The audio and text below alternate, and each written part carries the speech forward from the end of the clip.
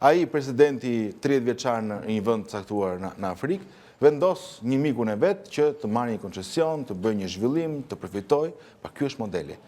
Po, e qartë. Shikon, është kaq e thjeshtë, ai po e bën në mënyrë të hapur tashmë, ai po detyron parlamentin se ka bërë më përpara të miratojë ligjin me porosi. E qartë. Do të kthehem përsëri tek ju zoti Kapri, po doja ta çoja linjën tek zonja Koja. Së pari një koment i parë zonja Koja dhe cilat janë shkeljet që ju vini re tek ky ligj.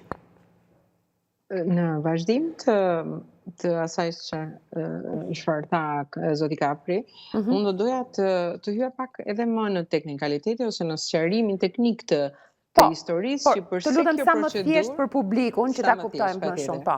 Precedenti kryesor, ose më mirë po të flasim për precedenti i ligjit të fundit është falja e porteve. Precedenti, pra do me thënë precedenti i krijuar këtu është falja e porteve. Por për sa i përket faktit që normalisht ky port vjen dhënia ose kjo ligji që kaloi dje për dhënien, për faljen e hapësirave që kanë ngelur, sepse në listën e porteve kryesore tashmë i Durrësit dhe i Vlorës është dhënë për ndërtim.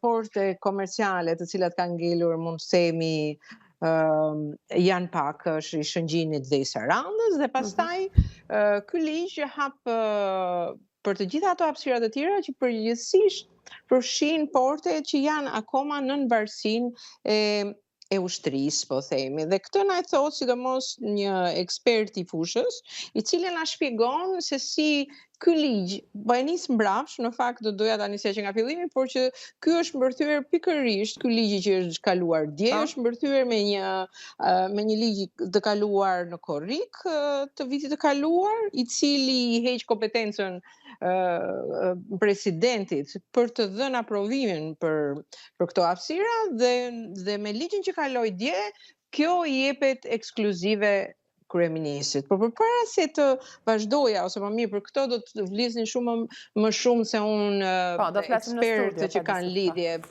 direkt me të unë do doja të sjella në vëmendje momentin kur ndryshoi kjo strategji kombëtare. Do të thënë, këtu ka, për ta plotësuar atë që ka thënë Erali më përpara, këtu në mënyrë të beft, mund ta them dhe datën, do të thënë në 2020, pra jemi në fund të vitit 2020, kalohet, hapet nisma për strategjinë kombëtare për portet, dhe brenda një jave aprovohet strategjia kombëtare e porteve. Dhe kjo është një nga gafat e rënda, ose më mirë të themi anashkalimet e rënda që janë bërë në procesin e hapjes, e krijimit, e studimit, sepse ashtu siç tha Erali më përpara, këto projekte kanë nevojë për një studim të thelluar, që në gjuhën teknike quhen studime fizibiliteti apo leverdishmërie, në bazë të cilave ti përcakton kush ndron destinacion, kush zgjerohet apo kush rivendoset dhe jo rialokohet, siç thoshte në atë kohë